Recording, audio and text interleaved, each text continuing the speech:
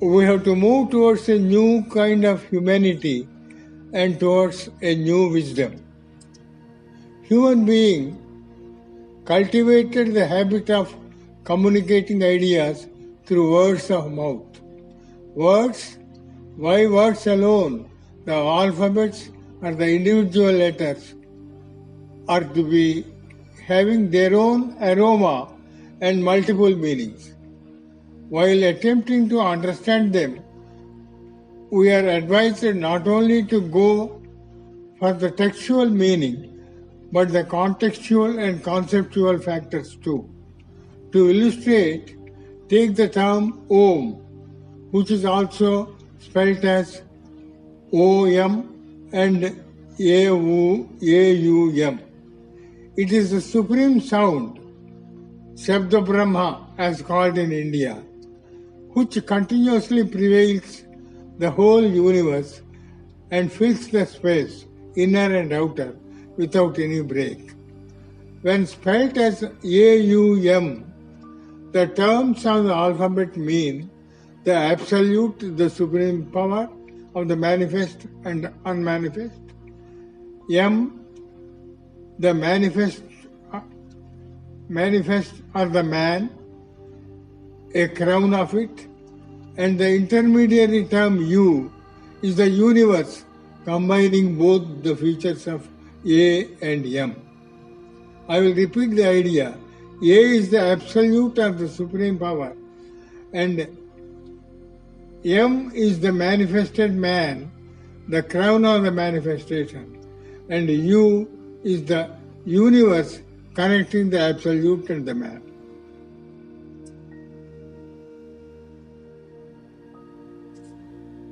When spelled OM, they are again factors of origin and manifestation, says Patanjali,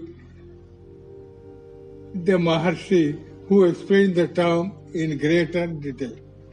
He was the sage who named the absolute as Pranav in his statement Tasya Vachakaha Pranavaha, and inferred that as the source of meditation for the merger of the individual soul with the universal or divine soul. His system of the Yoga Shastra details all the various modifications of the mind and its ultimate getting with the universal mind or consciousness. Coming to the human administrating of the life, O&M are indicator of organization and the methods and the methodology for the achievement of success. Talking to the aspirants of the Indian Institute of Management, we say that O&M are the symbols or indication of organization and methods.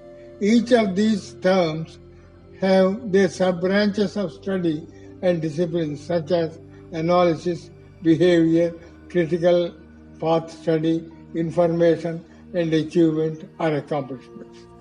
When you come to the metaphysical or philosophical texture of the term, they are occultism, symbolized by the letter O, and mysticism, symbolized by the letter M. Here, O is the way the universe, worlds, and whole of the manifestation is organized, brought by the supreme power by different periodical modifications. The term M clearly indicates the methodology of the remerger of the different constituents into the single source. It is symbolically explained how the constituents work independently and together, how they culture or nurture them to arrive at the first product of ultimate reality, final product of ultimate reality. To put it in other words, the O is occultism, which is the secret science of the cosmology and nature, and M is the mysticism, which is the process of reorientation to merge back to the source of origin. In a way, it can also be explained as the way of surrender of the individual, called Saranagati in India, to the universal and divine. The latter has rendered it in the beginning and thus has the right or authority to call back its becoming. The latter, I mean the divine, has rendered the individual soul in the beginning and thus he has the right to call back the individual soul which really belongs to him.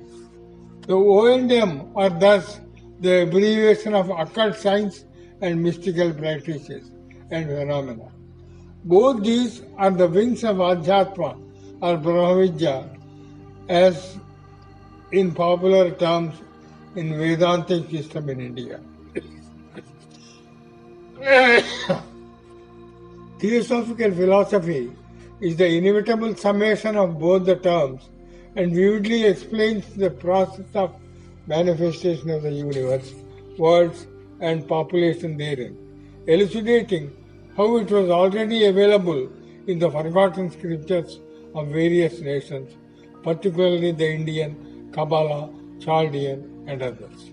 The writer of the basic book or magnum opus of the Theosophical wisdom, named The Secret Doctrine, Madame Blavatsky, also quotes from the Rig Veda of the Rishis of Aryavata and more particularly the Nasadaya Sukta, the first ever exposition of the manifestation in the ancient lore.